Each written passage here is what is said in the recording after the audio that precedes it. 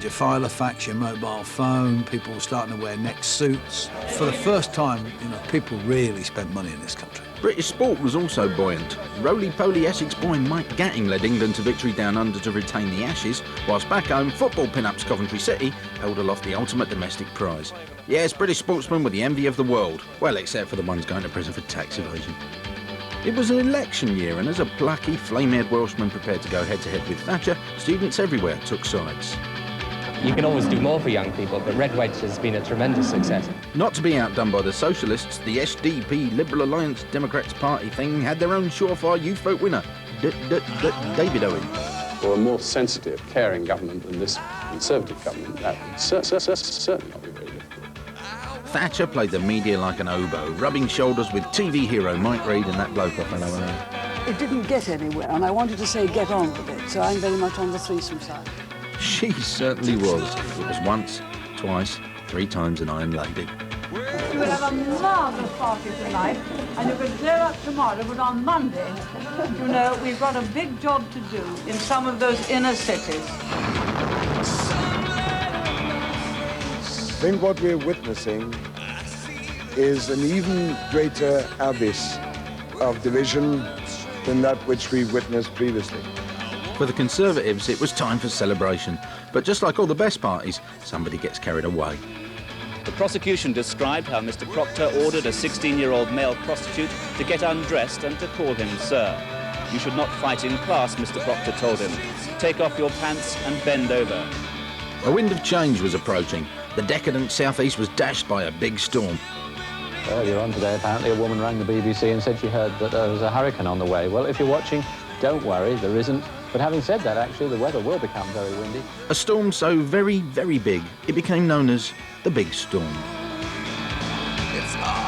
Britain finally woke up to the fact that AIDS can affect us all, and the rubber johnny was the thing to be seen in. It's slipping, the rubber johnny's come off my nose. It's come off, oh my God, it's come off! Oh God, we've got AIDS! As our own bearded Johnny Peddler's balloon burst, the world's stock markets crashed, and the yuppie faced extinction. For some, it was all too much. I'll show you a place.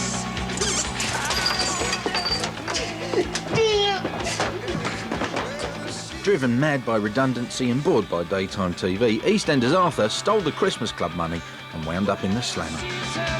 But even he would have been cheered up by the year's saving grace pop music. Tonight we celebrate the top 10 big-eared, blow-dried chart acts of 1987. When I think about our number 10 act tonight, I'm reminded of 3 things. Firstly, a character from Minder, then a Great British River, and finally, a classic horse race. Yes, you know, don't you? It's Arthur Thames Grand National.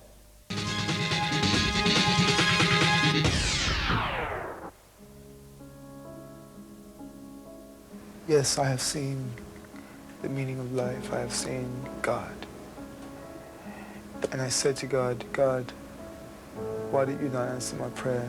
And she said to me, Terence, I did answer your prayer. I said no. Every once in a while, the Tube does something to make everyone happy, and this is it. So you have to put down your baked beans, you have to stand up in your living room, you have to take off your vests because you're going to get so hot, because it's just the best singer you're going to see all year.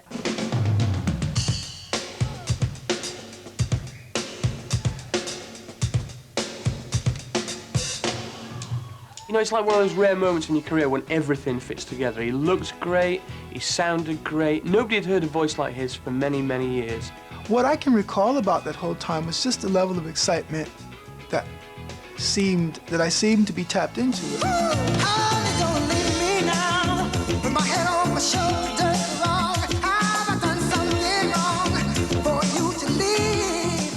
For Terence, it was like, okay, I'm going to be a pop star, and this is how I'm going to do it. It's almost like you might have written a business plan, you know.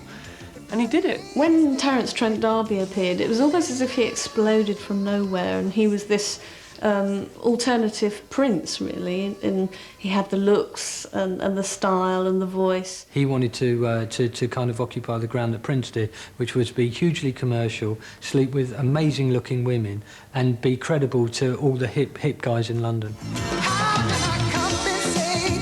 My indiscretion, dear, tell me it's not too late, that I'd love to hear In 1987, ex-boxer, GI and self-proclaimed musical genius Terence Trent D'Arby hit Britain like a bolt of erotic lightning. At that time, I was living the dream of a 25-year-old man. I was playing cool guitars, I had my own studio, and really pretty girls were giving me their phone numbers. Terence was incredibly good looking and a sexy mover, as they say. You know, he could dance really well. You had people like Patsy Kensit who flew in out of nowhere and attached herself limpet-like to his magnificent torso. Keen to share his expertise, Terence was quick to give us repressed Brits some valuable pulling advice. You saunter over across the crowded room, when you see her looking scintillating, tantalizing, delectable, delicious. You go over to a glass firmly poised in hand and you say, "Sweetheart, you simply must tell me your name, because last night, as I dreamt of you, I could only call you baby." Get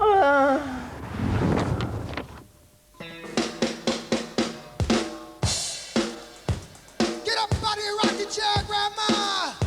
Nobody move. Nobody get away. Despite threats to Britain's OAP community, music lovers everywhere wanted a slice of Terence. Record sales went through the roof, hitting 8 million in '87 alone. I mean, Terence had star quality to burn, you know.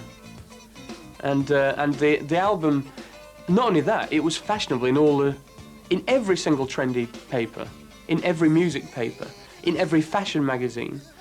It was a complete clean sweep of the board in terms of media.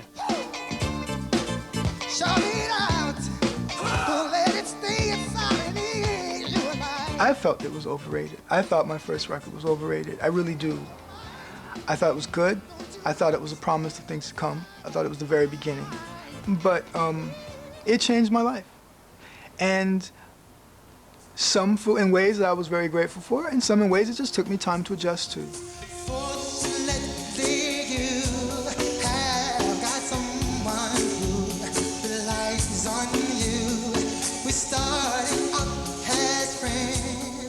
But with the world at his feet, the pop princeling lost the plot. He was surrounded by strange, alien kind of life forms at that point who weren't giving him the right advice. I just looked and I just thought, this is, you know, he's landed into a place where he shouldn't be, you know, he really shouldn't be. Because it's not going to do him any favours artistically, or it's not going to do him any favours, you know, just as a human being, you know. He was incredibly talented, but I think in the end his fatal flaw was that he started to believe his own hype. It was all me, me, me, me, me, me, and then a couple more me's after that. Time I'm sure will bring disappointments in so many things.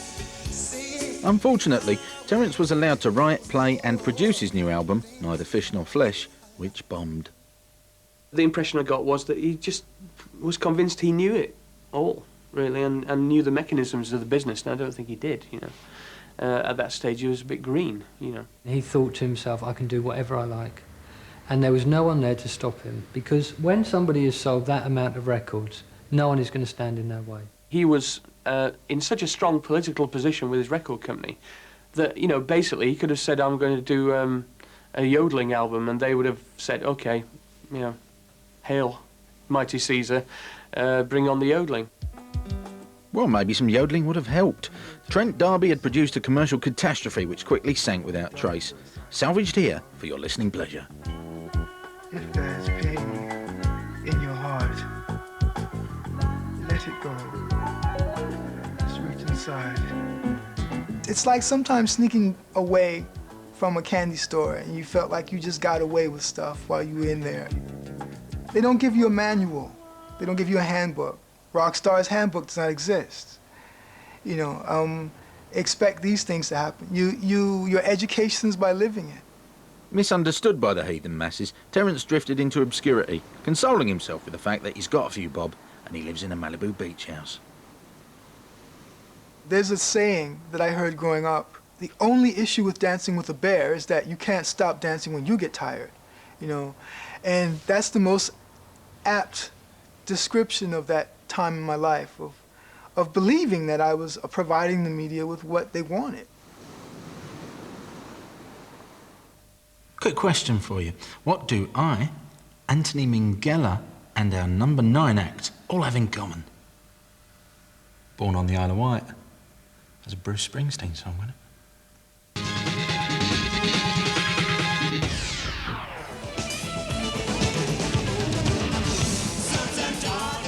In 1987, Level 42, fronted by unconventional bassist Mark Thunderthumbs King, were dripping in pop booty, a long way from their rather earnest roots.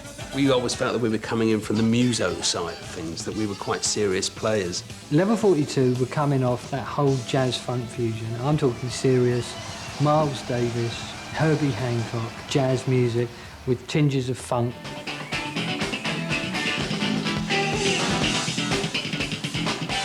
They bought a one-way ticket on a jazz-funk odyssey, with instrumental dexterity that attracted a huge underground following.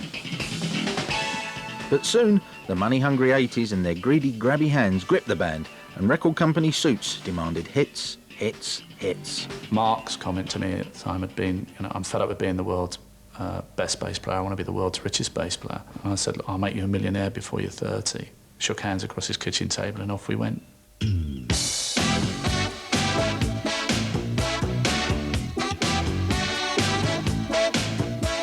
A new image, a new sound. They'd hit the big time. Our dad would send us to our room. He'd be the voice of doom. He said that we would thank him later. Paul Crawford came in, and he now seemed to sort of fit more with the way that the 80s had gone as well. It was all flamboyant and sort of big suits, and their shoulder pads had crept in, and our hair was suddenly all big. And, I mean, it really is quite embarrassing to look back and see these things now. We ran though we knew we couldn't last, running from the past. There was a very conscious decision made to sort of embrace all of the things that typified the 80s, really, and that was sharp suits, it was expensive-looking videos, Rolex watches. The key word was think Rolex. It's like when we're making the video for Something About You, the premise was, if we make a video that looks as though we're really successful and really rich, then everyone will think we're really rich and successful, and, you know, it will sort of like the Chinese whispers will carry on and on and on. There is something about you, baby, so right. Suddenly, instead of just selling like 60,000 records, we were selling 6 million records, and that's a real big difference, you know, and consequently the money starts coming in. It's us wacky boys from Level 42. Suddenly, Level 42 were pop players, their music increasingly in demand with the new CD generation. If you were a yuppie, it would have been something that you wouldn't have been embarrassed to have in your record collection. And also, you would have been quite, hard to believe now, but it would have been quite cool to produce it and say, oh, here's the latest Level 42 record. Yeah, it was Rolex and Cartier if you could afford them. Yeah, it was the decent CD player. It was Level 42 in there. If you were in a sort of solemn mood, it was Sade and those kind of bands. It was quality pop that we were looking for. It wasn't good to be seen to be liking Level 42. You know, we weren't angry young men. We were sort of, you know, all had fairly middle-ish class backgrounds. I once was sent to the Isle of Wight to interview Mark King of Level 42. And if there is a nicer man in show business, I've not met him. Let me give you an example. The taxi pulls up at this mansion, and he came out to meet us, and he said, oh, well, you're just 10 minutes late. Never mind, I'll just be nicely crisping. And I said, what'll be nicely crisping? He said, the pizzas. I've made us all some pizzas for lunch. So we get in, and he gets out all these pizzas in a nice bowl of salad that he's made. Now, Iggy Pop doesn't make you a pizza when you go around to his house for lunch. A nice bunch of southern white kids, except for Mike, you know, who's just really got nothing to sort of, no axe to grind, you know. The bland, leading the bland was sort of favourite sort of thing.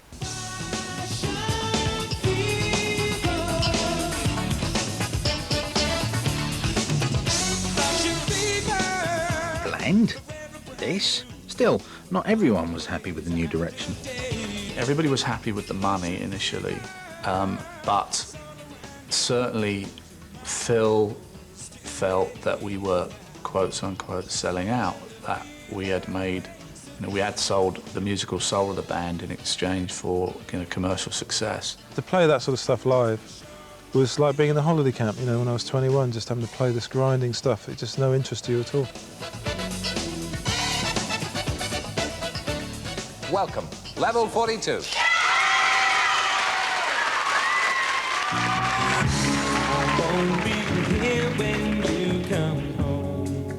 After an emotionally charged appearance on Wogan, guitarist Boone left the band, followed shortly after by Phil. It was the end of the classic Level 42 lineup.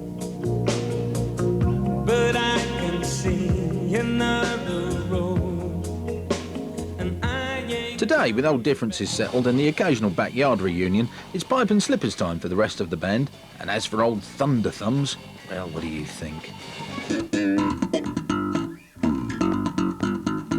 Damn!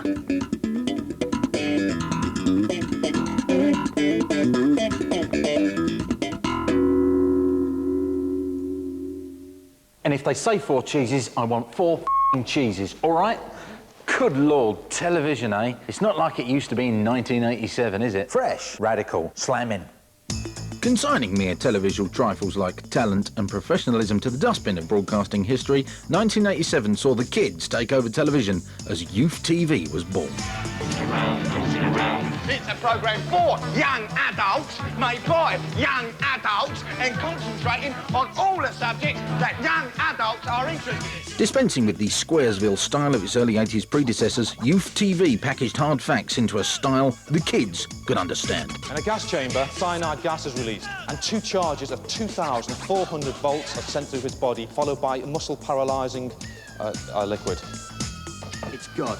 Hello? God, what is the meaning of life? Well, that's a big question. It will take ages to explain. That's okay, we've got 9 seconds. Let's go back to the dawn of time. In the beginning... Terrific, and when's the tour start? Tour? There is no tour. Right, so let me ask you, if you're so all-powerful, how come you'll have so much suffering in the world? Oh, well, Sorry, no, that's the question you thought about. Here's yours. Where do you get your socks?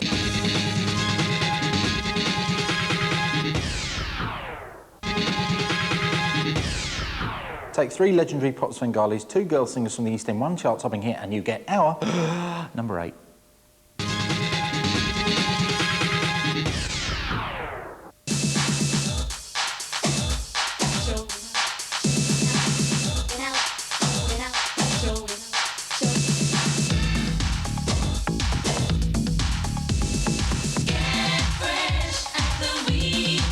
They were just girls out to have a bit of fun. They really were just into the fun of it all. They wanted to be pop stars. The plan for Mel and I, way back when we were kids, were that we were going to sing together.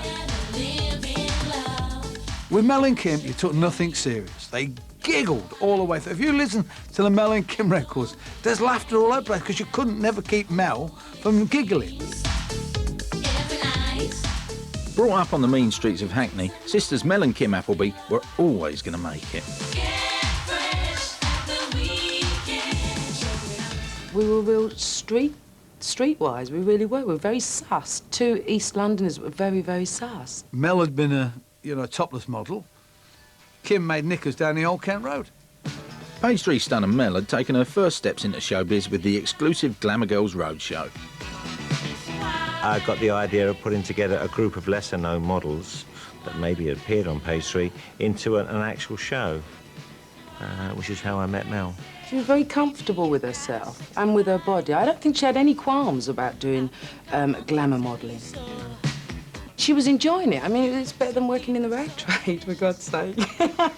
We were in the studio recording Mel one day, and the engineer was joking and said to her, "Is there any more like you at home?"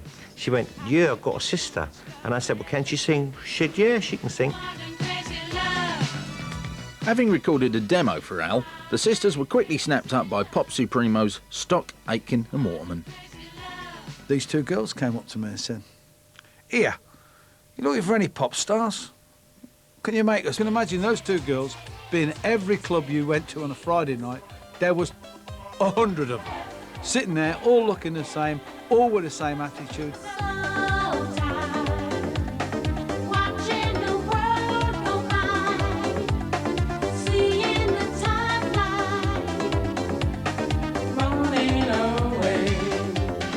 guys. We went, FLM? And they went, yeah, and we went, well, what is it? And they go, fun, love and money. But FLM really means fucking lovely, mate. That's what it meant, because everyone would just walk around the studio and go, fucking lovely, mate, fucking FLM, FLM.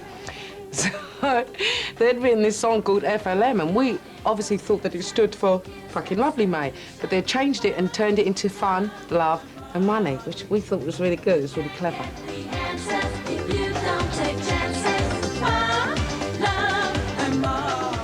Another hit. But something was wrong. The sisters cancelled tour dates and didn't appear in their new video. In the press, rumours spread about Mel's health. By this time, Mel was having back problems, complaining of back problems, which we thought at the time was due to the dancing, because we were doing so much dancing, and the schedule was a joke as well. We were promoting. I mean, there was just no time to stop. So she kind of soldiered on regardless until it got to a point where she couldn't perform. She'd collapsed in a club in Tokyo, dancing. The pain had been too much. She collapsed. They'd rushed her off to hospital. It became really hard work, keeping it a secret and hiding her from people, you know, because obviously she was bloated from steroids. She'd had chemotherapy, so she had lost her hair. So when the news did break, it was a big relief, and we actually went on Wogan just to put the record straight, to be honest with you, because there were so many stories out there, and we went on Wogan, which was great for her. Oh, yes, I'm leaving now. I've had enough. I'm tired of you going strutting all yourself. And I know that you... Mel and Kim were like my daughters. I mean, we had a very special and different relationship. Baby, 'cause I heard it all before. 'Cause, baby... I was in Japan and I got a telex that she'd died of pneumonia, you know. It's the saddest thing that's ever happened to us in our professional lives, that we discovered Mel was seriously ill. You know, looking back now, their career had only really just got started.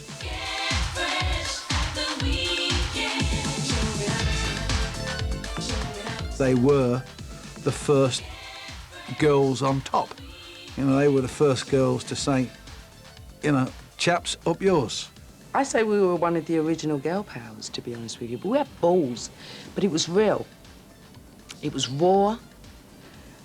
And, you know, it was fun. Our next artist left behind the badlands of Watford, Vicarage Road, Watford Gap Services, for the exciting world of pop. Espadrilles, showbiz parties, T-shirts, great big words on them. By 1987, he dumped his partner, dumped his razor and reinvented himself as a serious solo artiste.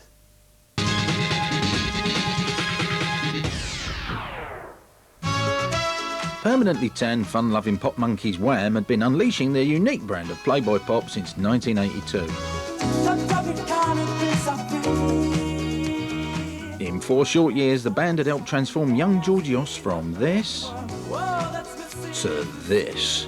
But he knew it was time to split. What, the check's in the post, is it? Look, Andy, how am I going to get this into your thick head? That is now George Michael writing, producing, playing and singing George Michael songs.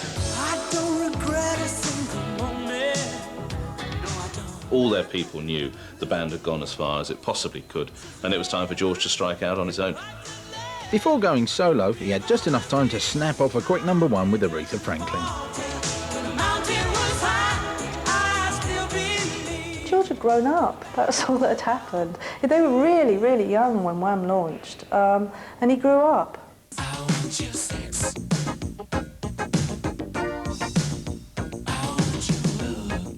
Farewell then, bouffants and shuttlecocks. George was getting down and dirty. He went quite deliberately into a much more racy image, much more deliberately sexy. There he was cavorting with this model and simulating sex scenes and deliberately going out to be very provocative. The first thing he wanted to do was kick the solo album off with a bang, and excuse the pun, but he did. The desired effect was achieved as frantic TV and radio executives pulled the plug on Georgie Boy's filthy antics.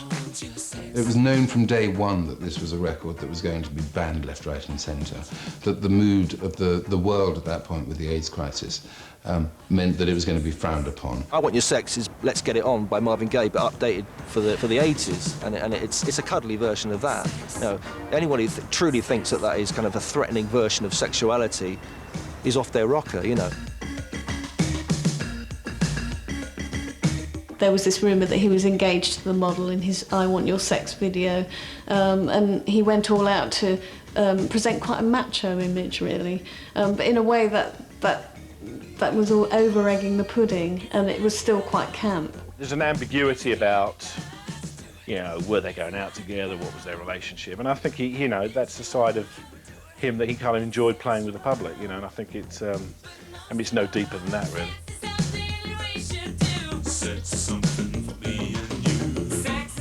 George was certainly sending out some confused messages about his new image. The sniffing of the armpits on the sleeve of the album. What he was saying was, I'm not a contrived, manipulated production line popster anymore. I'm raw, I'm earthy, I'm raunchy. I've just had sex with a woman. Maybe it was a man, I don't know.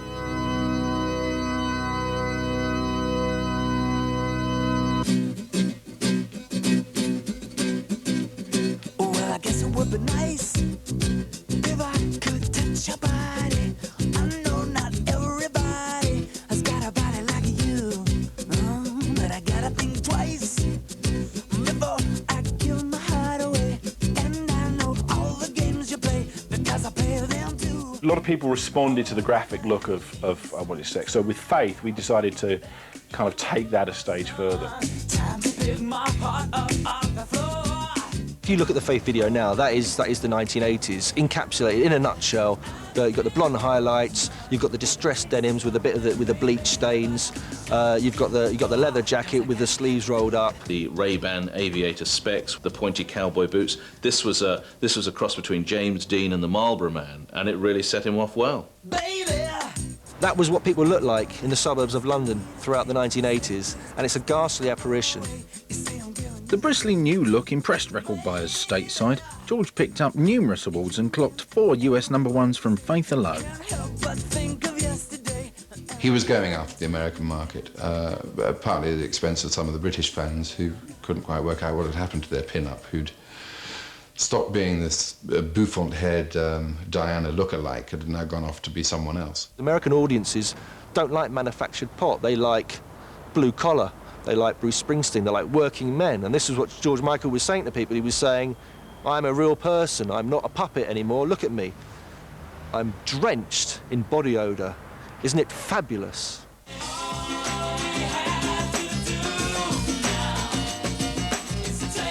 George had created a leather monster and struggled to shake off an image the fans loved. It was just too good. They identified with it immediately, so much so that he found it very difficult later to try and get rid of that image. In his video for Freedom, you can already see the first elements of his dissatisfaction because he goes through the symbolic gesture of the burning of the jacket. I think it's quite interesting in Freedom that they burnt the jacket, blew up the jukebox, which is a very interesting kind of concept because he was not wanting to be in his videos at that point, which is later on. So he's destroying the image that he'd created.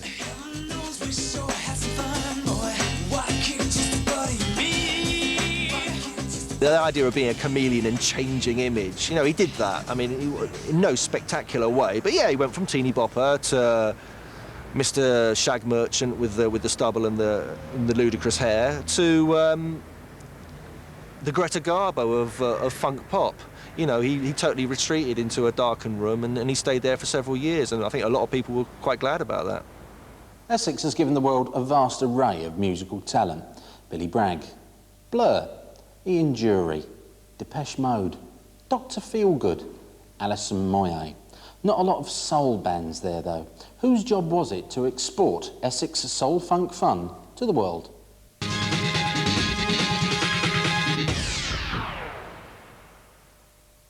America had the Jacksons and the Osmonds, Ireland had the Nolans, but at home, the family-based pop combo cupboard was bare.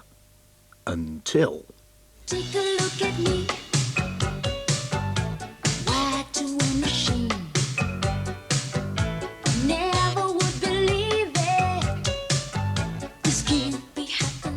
The British music industry didn't have a family unit. Of course, America had their own, the Jacksons, the Osmonds, so on and so forth, but I think that was the only thing that was very, very different about Five Star. I think it was a thunderbolt of something so fresh and so great. They were the closest we could get to an American sounding R&B act.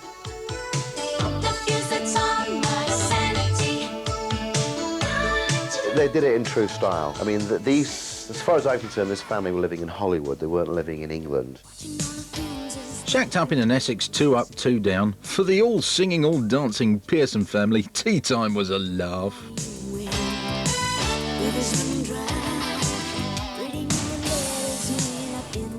Doris was a natural dancer, so she became the choreographer choreographing our first song. She has this wonderful sense of rhythm. Naturally, Denise was the lead singer, so she's pretty much the vocal arranger of the group.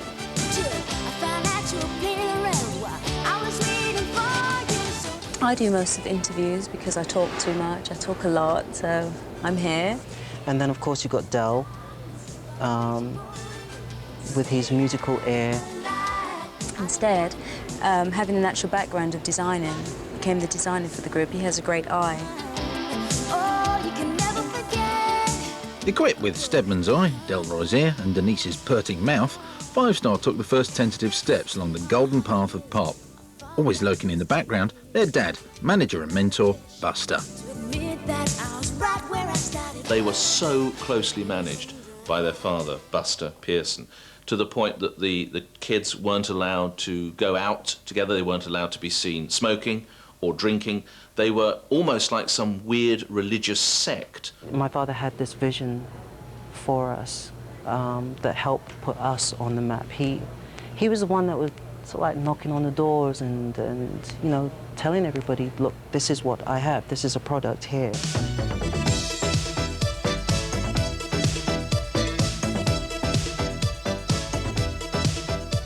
But I think they did well as a family unit to keep it together as a family unit in the way that they did. He was managerially well on the case, and he took them all away.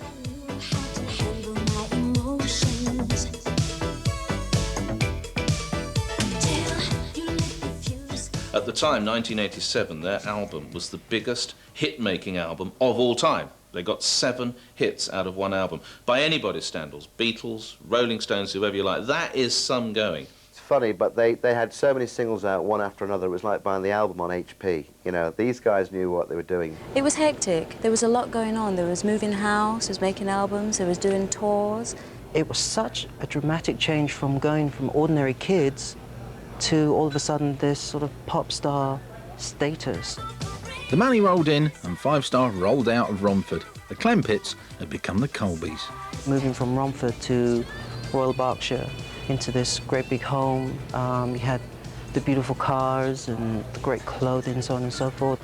The house was sort of done in such a way that everyone had their own suite, a couple of bathrooms and a bedroom. Buster had a converted sort of study area where I remember the pile of the carpet wasn't deep, it was ocean deep, you know. Well, the mansion was a kind of a monument to bad taste. I think if people have too much money, really, and have to spend it very quickly, there's a limit to, you know, to how well you can furnish something. Spending too much? That's absurd. But recession hit Britain tired of star pop and the hits dried up, as did the money. Five Star and Dad Buster had blown £15 million in 3 years. The game was up. He just fell too easily into the rock star manager mould. His financial control was absolutely hopeless, and the band just spiralled off into appalling series of debts. The mansion was repossessed and the Pearson clan moved to LA to regroup.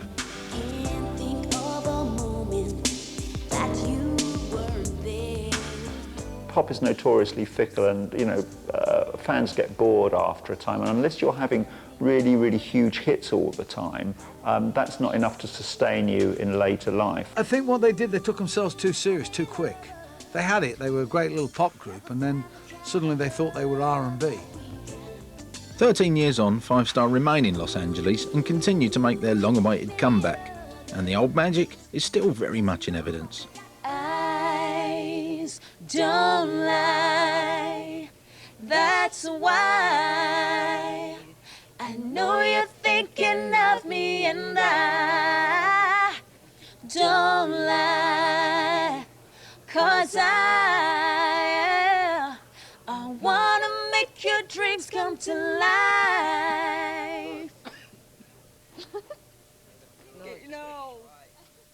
Staggeringly, some people still failed to fall under Five Star's amazing spell. But to every action, there's an equal and opposite reaction. The flip side to Five Star's cheery coin was this. Can we have a burst of napalm death, please? People will tell you that 1987 was not a good year for music, but I thought it was fine. I got a lot of pleasure from Napalm Death, from Unseen Terror, The Stupids, Heresy, and a lot of others. And perhaps in a couple of years' time, you'll find that you'll be pretending that you liked all of these bands all along. I might not, John. With the longer songs hitting 30 seconds and band names like Nuclear Assault, Morbid Angel and Death, thrash metal was the grim-faced alternative to late 80s pop. To me, thrash metal was slightly more punky than the previous heavy metal, more serious as well. The apocalypse was in the air, and Slayer and Napalm Death picked up on that feeling. Elsewhere in the world of provincial pop circa 1987, we have the Goths, a bunch of sixth formers spending all their pocket money on eyeliner, prowling the night till mum calls them in for tea. Harmless fun, but some took it too far. Do you describe yourself as a Gothic? No, I describe myself as a vampire. What exactly does that mean? Well, a vampire. Here, you see a vampire. This is a vampire.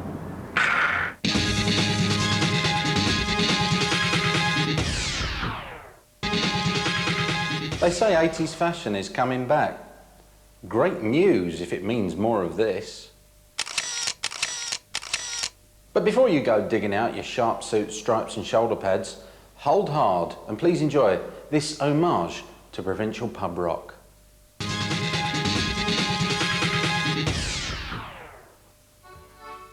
Shrewsbury, home of Charles Darwin, Clive of India and Percy Thrower. In 1987, a new name became etched forever into the Shropshire Hall of Fame. The birth of Tapau was 6 years in the making. It was a long labour. And I lived in Shrewsbury in Shropshire at the time, and I was in a local band called The Lasers, spelt with a Z. Very important. We were really happy in Shrewsbury. It was we lived in a great place and it was good fun and stuff. And we were the two sort of leading lights of the Shrewsbury music scene, you know. I was the telephone engineer. Carol was working in shops and bars and any way we could make money, really. After conquering the pub circuit as far afield as Mid Wales and Stoke, Tapau were ready to bring the Shrewsbury beat to the world. We go down to London. We have a huge, posh lunch at 192, which is in the, Notting Hill Gate, which is dead trendy. And we sign our deal. Success seemed assured. Their first single release flopped. I found it in the bargain bin in a shop on the Kentish Town Road. This was our first release within a month, and it was a bit discouraging, to say the least. Meanwhile, we'd had a simultaneous worldwide release, and Heart and Soul shooting up the US charts. I mean, it's galloping. So we re-release it, and eventually Heart and Soul went to number 4 in America, number 4 over here, and it went top 5 in most territories.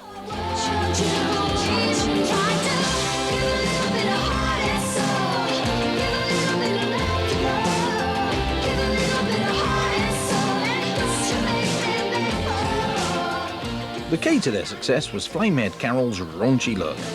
I was in there like cakes of makeup. I must have gone through 2 cans of hairspray, slaughtered herds of cows, so I got my shoulder pads right out here. Yeah. If you were to go to a Tuesday night rock disco in Whitehaven, there'll be a lot of girls who look like Carol Decker from Tapau drinking Diamond White at the bar.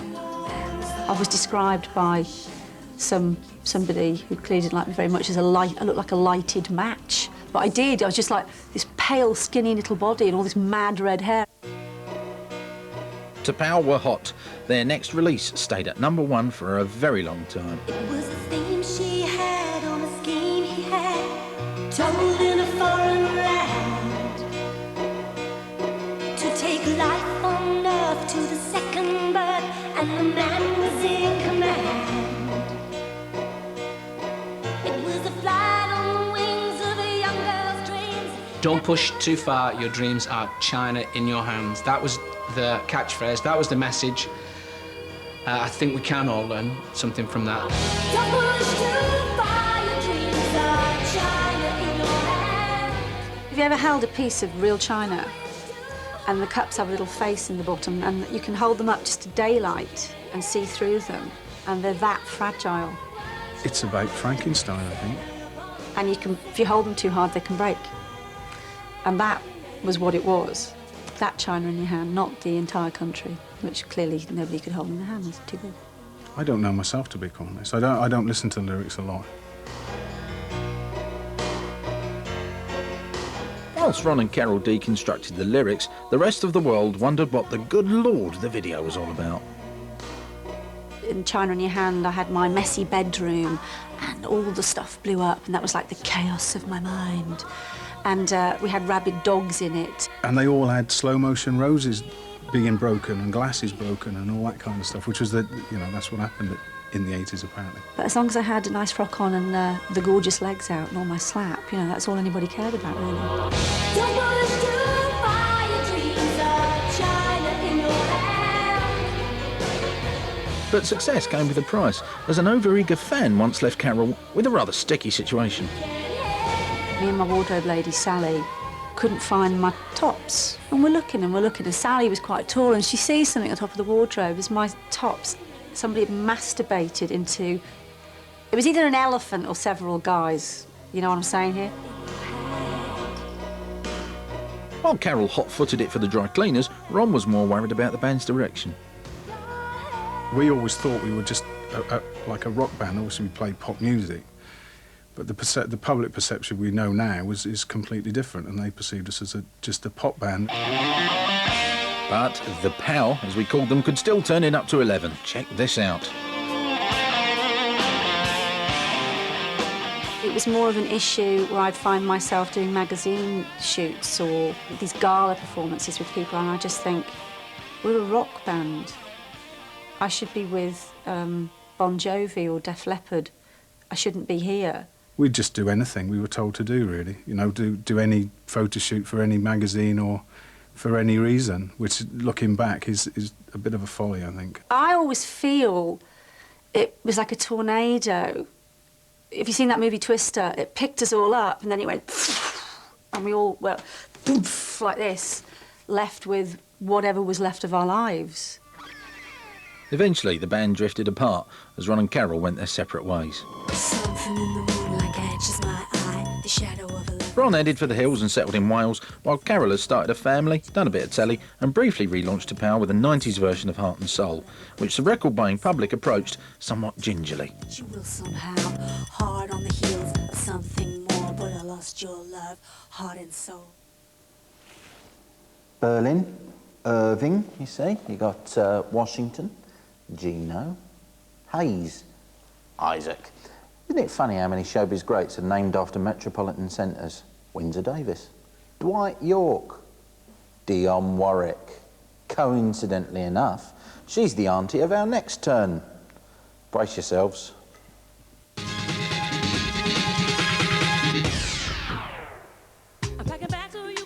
Ah yes, Whitney Houston. These days a raunchy leather-clad den mother to R&B bad girls everywhere. In the late 80s, owner of the most celebrated lungs and hymen in pop. Back in 1987, she was like a real virgin. She was untouched by human hand. All vocal pyrotechnics and see what look what I can do, mum. Look, no hands. For Whitney, it was quite a hermetically sealed upbringing. She was trained from an early age to perform. She did her first solo in church when she was 11 years old. and then from then she was performing live. Under the watchful eye of her mother, Cissy Houston, an Elvis backing singer, Whitney never put a foot wrong. I had a mother who could sing, a mother who knew the business, a mother who could write, a mother who could produce, and a mother who could teach me everything that I needed to know. And I listened to her. I wasn't ignorant and I wasn't rebellious or defiant. I knew that she knew what she was talking about, and I believed in what she said.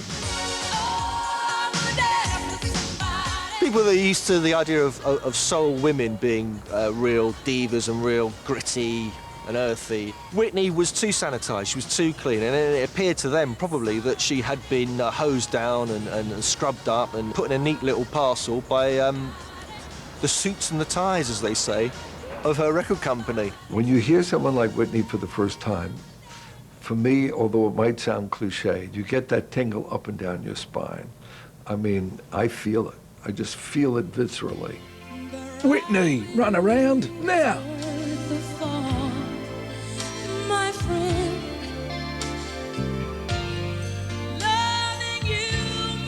Her forte was the big power ballad, very high octane, almost a bit hysterical. And I think she sort of invented the school of vocal gymnastics that later Mariah Carey and Celine Dion sort of took up. You look at this extraordinary series of facial contortions, trembling lips, eyes rolling in the back of her head. She's either going to have an epileptic fit or she's going to get to number one.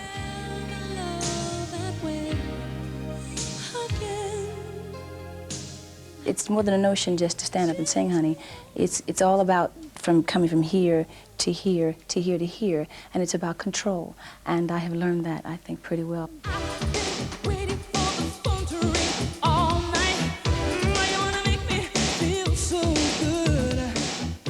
The carefully controlled image attracted a host of supposed celebrity suitors in hot pursuit of the woman who'd become the antithesis to Madonna. She had a certain subtlety and innocence that you could never credit to someone like Madonna or even to Cyndi Lauper, and that's why Whitney Houston became so big so quickly, because it was such a radical turnaround from the female pop stars of that time. She was notoriously critical of Madonna and has come out and criticised the way Madonna looked and the way she behaved. I think Madonna would have seen Whitney as incredibly bland. She might have been jealous of her voice, but I think you know, Whitney didn't have very much edge to her, and Madonna did. She exuded a sort of little girl ingenue that everybody found extremely attractive. Whether that was the real Whitney Houston, we will probably never know. And yet we kept hearing, oh, but she's really street and she loves to get down and get funky, and there were these rumours about drugs and rumours of a lesbian affair, and it was quite a strange mismatch.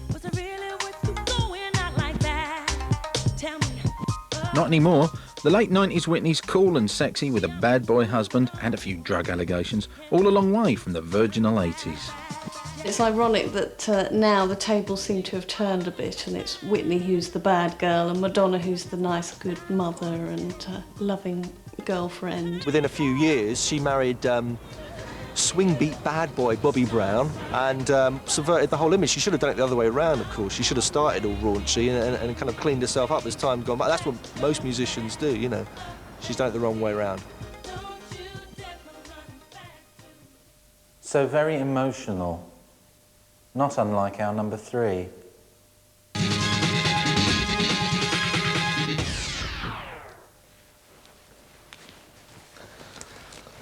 Oh, hello. Hi, I'm Chris. And I'm Neil. We're the Pet Shop Boys. On Music Box, and this is our brilliant new video, so watch it. Yeah.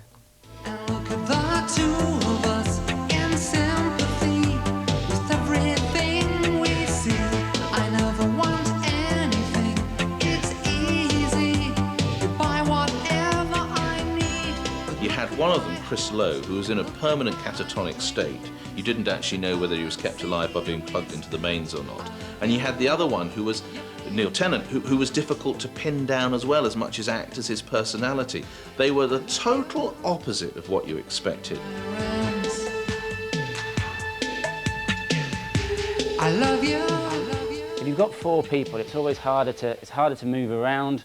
It's harder to capture on TV, whereas you could get the essence of the Pet Shop Boys in an instant on television. There are 2 of them, one sings, one doesn't. Sometimes you're better off dead. There's a gun in your hand that's pointing at your head. You think you're mad, too unstable, kicking in chairs and knocking down tables and arresting. Everyone was smiling, having a great time. It was the height of Stock Aitken Waterman, a lot of proto-yuppies, and there was Neil Tennant looking thoroughly pissed off, you know, and rightly so. When you had everybody else indulging in the excitement, the exuberance, or to some people the grossness of the 80s with the money and the cars and the champagne, along came an act that was the total antithesis of that.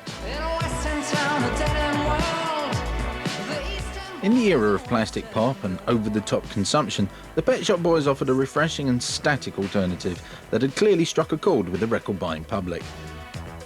Prior to finding success in 1985, Neil Tennant had been a journalist, writing about meat products and gerbils before pursuing his real passion with 80s pop Bible smash hits. He used his kind of pop journalism, if you like, to get to meet all these people and then to study them at close quarters and think, well, if I ever become a pop star, this is what I'll do. And actually, I think they're incredibly media savvy. He was actually brighter than his own PR handlers. He knew how to play stories and how to gain a real headwind of enthusiasm for almost anything they did. He left Smash Hits to start the Pet Shop Boys. Everybody thought it was insane because he could have been editor of Smash Hits, and people thought this was like a terrible career move. But of course it proved to be a very good career move.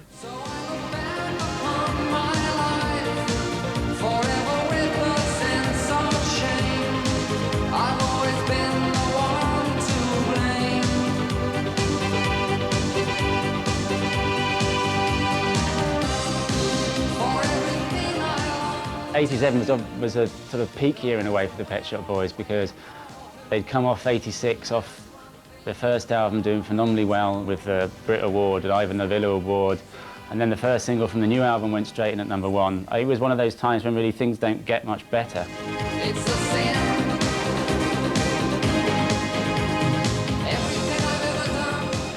The Pet Shop Boys were unique. No smiling, no dancing, and songs that spoke volumes to the vacuous late 80s.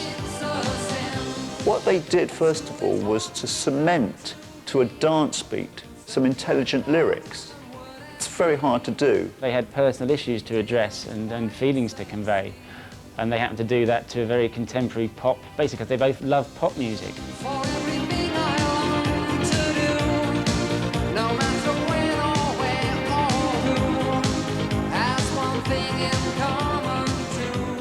I think to a large extent their image probably came from not wanting to misrepresent what they did. I mean, Chris wouldn't pretend to be doing things that he wasn't actually doing on a record, so as most of the music was generated electronically in the studio, that meant standing there doing nothing. I took you to a sandwich bar in Soho, where you let me pay the bill, but you just stand behind me with a TV and a keyboard that someone has lent you. You're good at standing still. I'm quite good at singing. They love it, it pays our rent. They saw that they couldn't be teen idols. I think they were too old in 1987, really, at the beginning of their career, to be teen idols. So they had to play some kind of game, if you like, with the audiences. And I think by being sort of aloof, in a way, from the scene, it added to their intrigue, it added to their mystery, it added to their coolness.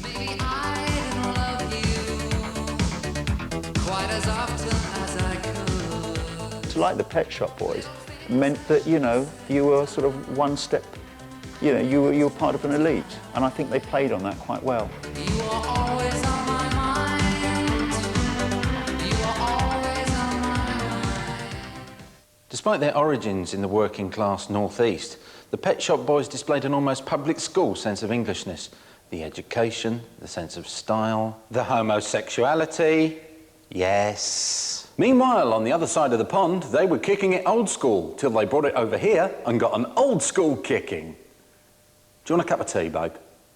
This speech is my recital. I think it's very vital to rock around. That's right. On time. It's tricky. It's so tight. Here we go. It's tricky to rock around. That's right. On time. It's tricky. In 1987, hip-hop went mainstream. Run DMC were here on tour, and their support act, the Beastie Boys, stole the show. The Brit press corps couldn't get enough of their bad boy antics, and even made some up for them. You had a feeling there was something sort of brewing up, rather like the Sex Pistols created exactly 10 years before. They weren't so much outrageous as just obnoxious looking. I mean, that was the thing about the Beastie Boys. They were really obnoxious New York street punks. I think it's a shame that you have to write articles and make up lies to sell your papers. Because it's really stupid. Get her. On stage, the Beasties had inflatable knobs and go-go dancers. Off stage, at least according to the tabloids, they mocked the afflicted. And as for the jewellery, moral outrage in Middle England as the nation's youth vandalised cars in the name of fashion. The thing that made me really angry was when I went to Ascot and I felt fairly naked without my badge. I mean, I had some pretty fun friends of mine looking at me as if I was mad.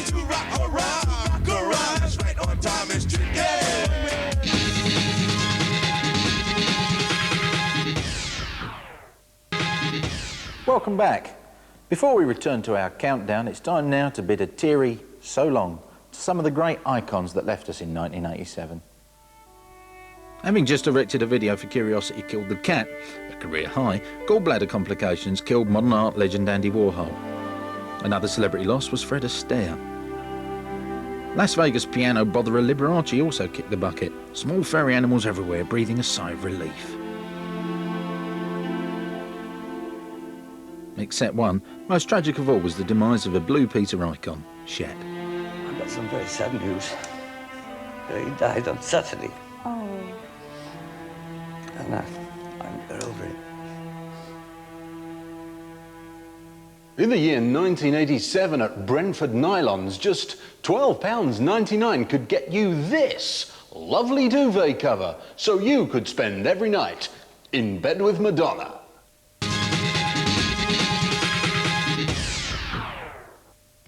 Madonna, excuse me, Madonna, what's the new single like? The old one.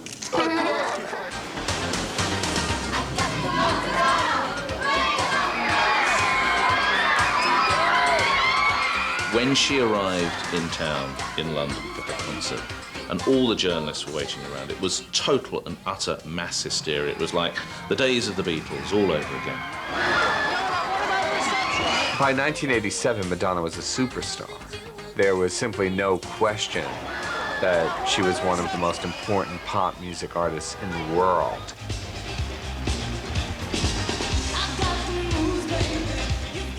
The summer of '87, Britain comes to a standstill to kneel at the altar of Madonna. But only 3 years earlier, her first visit had barely caused a ripple. She was taken as this club kid scamp. There was a sense that she was somebody who was going to be disappearing in a moment or two, but in fact, she was the future.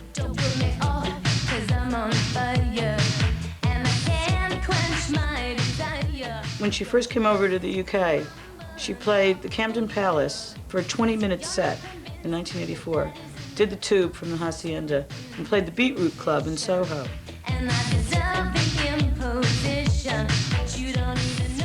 She comes back and she does Wembley Stadium for 2 nights, completely sold out. I mean, there's no middle ground with her. In Fleet Street and Wapping, the big guns were mobilised as wheezing newshounds tracked Madonna's every move.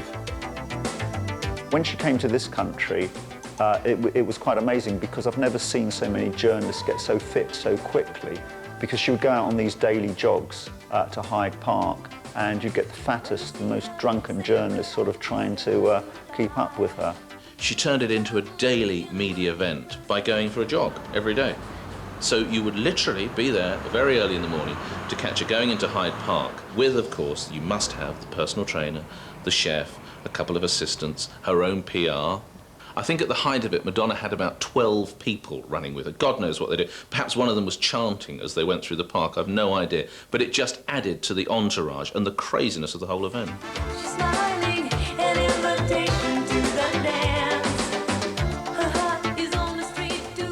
Whilst Madonna and her Imperial Guard were pounding the pavements, her money-making machine was in full swing.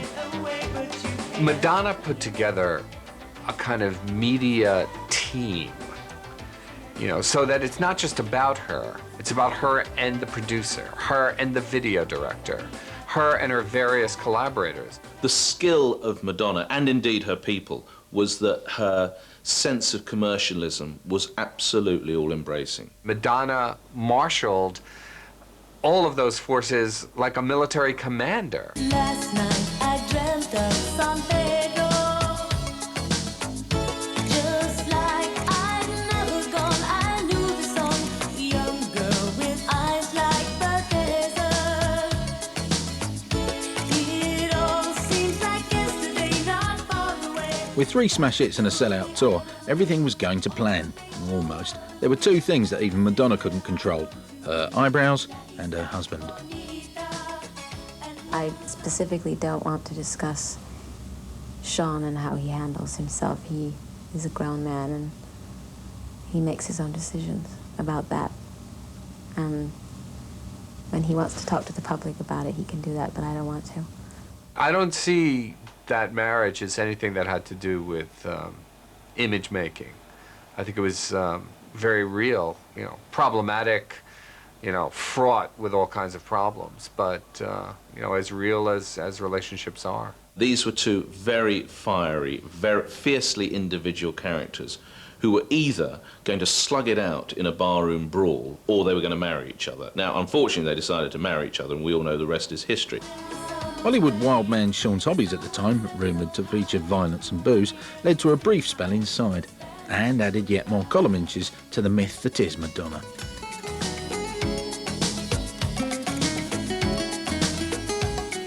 MTV, Madonna, and the kind of glittery culture of the 80s, the money, the high life, all of those things really all came together to create who Madonna is. You know, 1987 represented kind of the apex of that. There's no question that Madonna was of the 80s and the 80s were of Madonna. In a way, stars don't have to be as big to get to be #1. I'm sure the competition is as intense as it was then, but to be a Madonna, you get one of those every 25 years. So if Madonna only made #2, which legend could have possibly held her back from the top slot? Before we find out who, here's a reminder of all those that were denied 1987's ultimate prize. At 10, the ego has landed. It's Terence. Thumb, thumb, thumb, thumb. It's level 42. At 8, Mel and Kim. F***ing lovely, mate.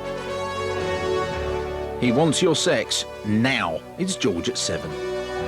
Repossessed by the spirit of the dance, 5-star at 6. Shrop Rockers to Pow at 5. Giving it some welly, Whitney at 4. No movement at 3, the Pet Shop Boys. And looking like a Gallagher sister at 2, Queen of Pop, Madonna. And so to our #1, final and emphatic proof that you should never judge a blockbusting, best-selling book by a mimsy, uninspiring cover.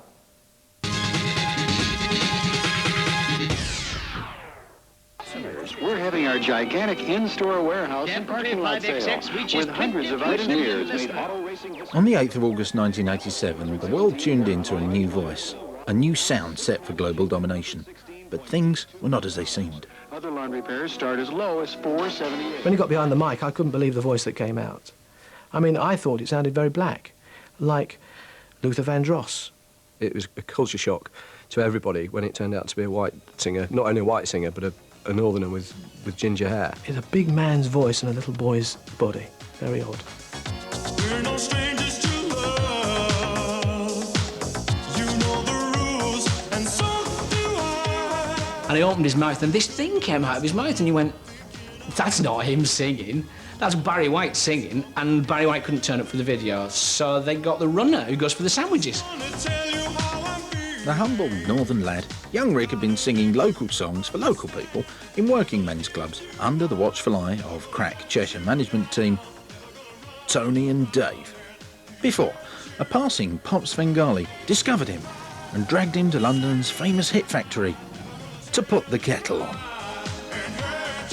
I discovered him at a local Christmas fair up in Newton-le-Willows, which is where I lived. He was this clean-cut, smashing bloke from the northwest. The kid next door that your mum wanted to look after and give him a sandwich because he looked a bit hungry. The idea of bringing Rick Astley down to work with us as a T-boy was really basically to bring him out of his shell, because he was so retiring. Come 7 o'clock, most of the studio staff go home. Rick would then go into the studio with the equipment and start doing his own bits and bobs. And we got him in every now and again, sing this song, Rick, see how you get on, and gradually introduced him to the idea of singing, you know.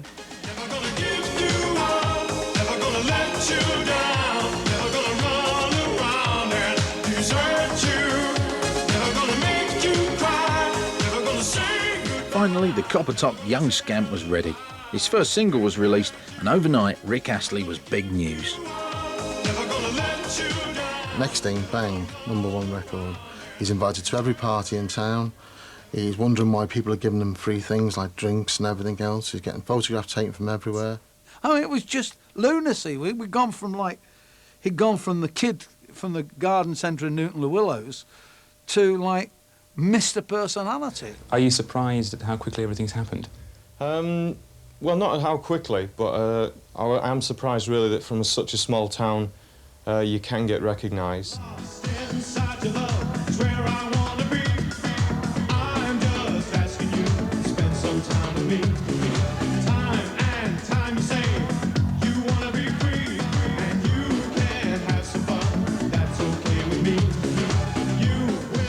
Everybody loved Rick's style. Almost. That's never quite so easy. I think it's incredibly difficult. And I think there's one thing, if I can be slightly negative, and that's he's got to look at his performance. And he's got to change and become more positive in his image and his carryover of the song. Ignoring Simon Our Tune Bates, the world came together in loving our Rick's groovy moves. It was a mannerism he had. He sort of does this. And when we went to America, you know, the Americans were actually shouting out, "Do your little dance, do your little dance." Now, I don't think Rick ever realised that that was an amazing gimmick. I mean, he's not, I think by his own admission, the greatest mover. I think if he could have just had his voice on stage and that was it, he would have been very, very happy.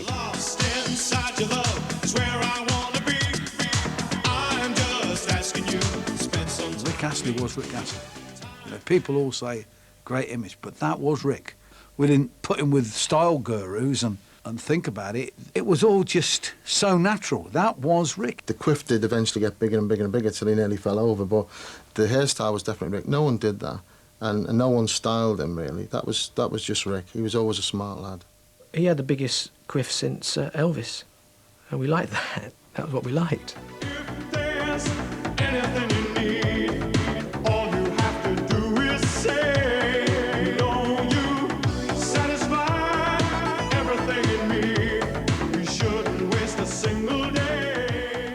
Rick had amazing, phenomenal, gigantic success in a very short space of time.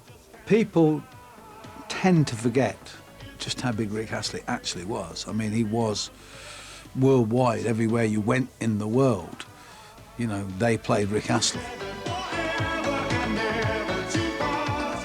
Despite the success, the cracks had started to show in Rick's relationship with Stock Aitken and Mortimer. I think I have achieved quite a lot, you know, with the short amount of time. Having said that, it is something that has been sort of very produced and what have you, because, as I say, working with Stock Aitken and Waterman, that's what they do best, you know, produce for people, write for people. But I think it would be nice to perhaps start taking a little more control in what I'm doing and working with different kinds of people, you know. It's fair to say that Rick wasn't entirely happy with doing the sort of music that we had planned for him. When I fall in love, it will be forever. Or I'll 18 months at the top, a new wife, a new baby. Then the unthinkable happened. Rick quit. He reached a point where he decided that he couldn't go off to America and do another tour. He just couldn't do it. He had his life, he had his wife, his baby, and he didn't want to do that anymore. It's ended before it's begun, and too many moonlight. Driving towards the airport, and he just said, "You stop the car, I need to get out." So we got out. I was going to be sick, And he said, look, I know you can make me, but I don't want to get on that plane. If I get on that plane, I'm going to die. So he'd lost heart in the whole of it, to be honest, at that point. And, yeah, so I think it would be fair to say that it all came about at the same time, and probably, you know, intentionally, really. You know, Rick's one of those people that just gave it away. He just stopped. He just said, not for me. Right at the height. And there's, you know, people look at other artists like Simply Red and say that, you know, they were big. He outsold them 2 to 1. But he just walked away and went, not for me. Don't want this anymore. She's taken my time, convinced me she's fine, but when she leaves, I'm not so sure. It's always the same. A couple of years later, there was one final hairy hit before Rick faded back into the scenery. I bet he's on cruise ships now, isn't he? I hope he's doing all right, because I'm never going to give you up. I still think it's a cracking record. I don't think we'd even begun to scratch the surface of the potential for Rick. He could still be going now. He could be probably this country's only major international male singer to have been produced since Tom Jones or something. No matter where I go in the world, the one question that I always get asked more than any other question is, where is Rick Astley? And the moment... Where indeed? Having turned his back on superstardom, Rick remains the Lord Lucan of pop. And for now, that's the way he wants it. At the moment, he's doing what he needs to do. He's got his anonymity back. And I think he feels at the moment there's no point in him coming and sitting in front and talking to people, because there's not a lot to say.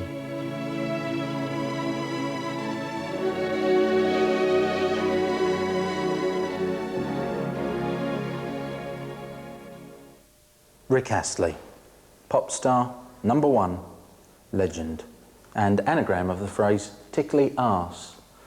Well, while Rick runs around his flat going, in your face, Madonna, and you think about whether to put the kettle on or not, I'm going home. Ta-da.